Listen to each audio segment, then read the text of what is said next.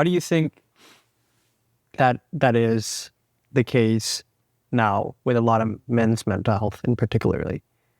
We often never reach out. Mm-hmm. We never want to show that vulnerability of ourselves. Right.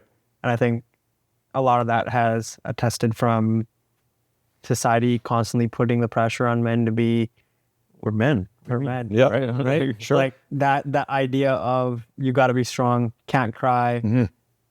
got to tough it out. That's just what men do. Yep. Pride, all those things. Yeah, absolutely.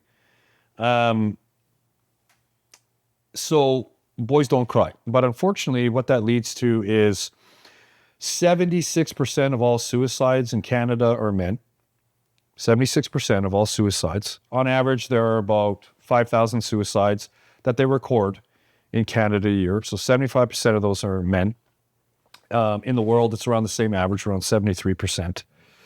Excuse me. There's on average between 1 million and 2 million suicides a year. So one person every 23 seconds. And being 70% of that being men. And the result of that is because men continually push everything down and don't deal with their emotions. And what they do also is they don't heal and they don't grow. And so we're taught from a very young age through industries like movies and TV shows, you got to be a tough guy. You just, the guy that doesn't show emotion wins. You work harder. If you show emotion, you'll never be a millionaire. You got to be this. You got to have 15 side hustles, and you got to, keep this, and this. And never once do they ever talk about, well, you should also learn how to understand your thoughts, your emotions, how your mind works.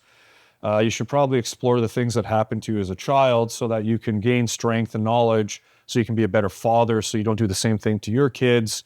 These things aren't ever really talked about. And so as men, men need to learn this. And men, the vulnerability has been imprinted in us, like a computer program through generations of, this very sort of bravado type masculinity. Well, in my opinion, the most powerful masculinity and true masculinity is being powerful but peaceful.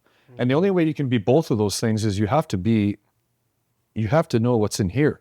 You have to know what's in here. And you can have all this and all this stuff, but if this and this isn't connected properly, then you don't have power and peace. You'll have one or the other, but you won't be able to use them together. And true masculinity to me is powerful and it is peaceful. It gives the power to be able to help other people that need it. It gives the power to be able to lead and facilitate a family. It gives, the power to be a provider or all these different things. But that peaceful side also allows us to be able to be led and to be taken care of and to be vulnerable and to be all the things that make a human a human. But men have been somehow programmed to believe that we're not human anymore and that we're just supposed to be a machine.